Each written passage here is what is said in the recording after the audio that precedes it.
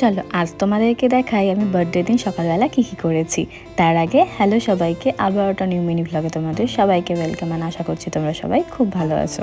সকালে তাড়াতাড়ি উঠে স্নান করে রেডি হয়ে বেরিয়ে পড়েছি বিপত্তারিণী চণ্ডীবাড়ি যাব বলে। অনেকদিন আগের থেকে ভেবে রেখেছিলাম যে বার্থডে দিন সকালবেলা আমি মায়ের কাছে গিয়ে আশীর্বাদ নিয়ে তারপরে দিনটা শুরু করব। আর সত্যি বলতে গেলে সকালবেলা উঠেই মায়ের কাছে এসে মায়ের মুখটা দেখলে আলাদা রকমই শান্তি লাগে।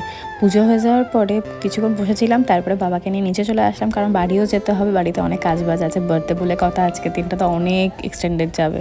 আর আজকে বাইরের ওয়েদারটাও সেরকম একটা ভালো ছিল না, বৃষ্টি বৃষ্টি হচ্ছিল, মেঘলা মেঘলাও ছিল। ভাবছিলাম যে সারাদিনটা আজকে কি কাটবে, সারাদিন বৃষ্টি হবে নাকি কি হবে। মা বলেছিল বাড়ি ফেরার আগে সবজি নিয়ে যেতে, তাই জন্য আমি আর বাবা চলে এসেছি সবজি নেওয়ার জন্য। তারপর ডাইরেক্ট চলে গেছিলাম মিষ্টির দোকানে, কারণ আমি যখনই বাইরে আসি মা গপু শোনার জন্য মিষ্টি তো নিয়েই যাই। বাইরে সব কাজ কমপ্লিট, এবার যাচ্ছি ডাইরেক্ট বাড়ি, কারণ মা ওখানে ওয়েট করছে খাবার দাবার বানিয়ে আমাকে খাওয়াবে বলে। সো বাড়ি এসে দেখি মা কত কিছু বানিয়েছে। আমি শুধু না ভাবি খাবার দেখেছি আমি কি করে এত কিছু খাবো। আজকে মিনি ব্লগটা হচ্ছে বার্থডের ফার্স্ট পার্ট, আর খুব তাড়াতাড়ি তোমার সাথে দেখা হচ্ছে বার্থডে সেকেন্ড পার্ট নিয়ে। ততক্ষণের জন্য একটু ওয়েট করো, দেখা হচ্ছে খুব তাড়াতাড়ি। টাটা।